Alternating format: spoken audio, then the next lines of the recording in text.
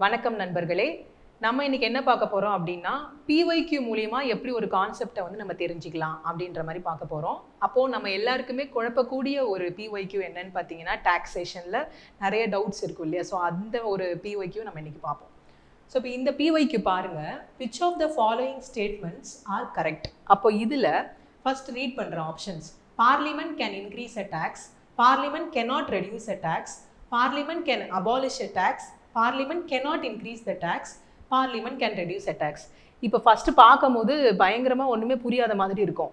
இப்போ நமக்கு simple concept என்ன அப்படின்னா, பார்லிமெண்டால ஒரு டாக்ஸை புதுசா கொண்டு வர முடியாது, அதே மாதிரி அந்த டாக்ஸை இன்க்ரீஸ் பண்ண முடியாது. இந்த ரெண்டு மட்டும்தான். அப்போ இந்த ரெண்டு வேலையும் யார் பண்ண முடியும் அப்படின்னா, எக்ஸிக்யூட்டிவ்னு சொல்லப்படுற நம்ம கவர்மெண்ட் இருக்காங்க இல்லையா, prime minister and council of ministers, அவங்களால தான் புதுசா ஒரு டாக்ஸையோ இல்லை டாக்ஸை இன்க்ரீஸ் பண்ண முடியும்.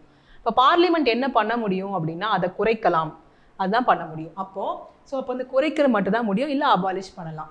அப்போ நம்ம அந்த ரெண்டு ஆப்ஷனை தூக்கிட்டோம்னா ஆன்சர் வந்துடும். அப்போ ஃபர்ஸ்ட் பாருங்க, பார்லிமெண்டால ஒரு டாக்ஸை இன்க்ரீஸ் பண்ண முடியுமா? டாக்ஸை வந்து இன்க்ரீஸ் பண்ண முடியாது. அடுத்தது, parliament cannot reduce a tax அப்படின்னு சொல்லியிருக்காங்க. அப்படி கிடையாது, பார்லிமெண்டால டாக்ஸை ரெடியூஸ் பண்ண முடியும். அப்போ இது ரெண்டும் தப்பு. அப்போ 1ம் 2ம் இல்லாத மாதிரி எங்கே ஆப்ஷன் இருக்குது அப்படின்னு பார்த்தீங்கன்னா, ரெண்டு ஆப்ஷன் இருக்குது. இப்போ நெக்ஸ்ட் பார்த்தீங்கன்னா, அப்போ இந்த ரெண்டு ஃபர்ஸ்ட் ரெண்டை வந்து நம்மளால என்ன பண்ண முடியும்? எலிமினேட் பண்ண முடியும். அப்போ தேர்ட் பாருங்க, தேர்டில் 3, 4, 5 கரெக்டானு பார்க்கணும். இப்போ 5 பாருங்க, parliament can reduce a tax அப்படின்னா கண்டிப்பாக பார்லிமெண்டால டாக்ஸை ரெடியூஸ் பண்ண முடியும், அதே மாதிரி டாக்ஸை இன்க்ரீஸ் பண்ண முடியாது, ஒரு டாக்ஸை அபாலிஷும் பண்ண முடியும். அப்போ உங்களுக்கு இந்த ஆன்சர் வந்து பார்த்தீங்கன்னா 3, 4 and 5 ஒன்லி. அப்போ இந்த ஒரே ஒரு கொஷின் மூலிமா பார்த்தீங்கன்னா உங்களுக்கு ஒரு கான்செப்ட் வந்து கிளியராக கிடைக்கும். இந்த சீரீஸ் வந்து நாங்கள் பார்த்தீங்கன்னா PYQ கான்செப்ட் த்ரூ PYQஸ்னு போட போகிறோம். ஸோ டெய்லி வந்து ஒரு கொஷின் வந்து நாங்கள் போடுவோம், அடிக்கடி போட்டுகிட்டு இருப்போம். ஸோ இந்த கொஷின் போட நீங்கள் வந்து அதில் கான்செப்ட்ஸ் தெரிஞ்சுக்கலாம்.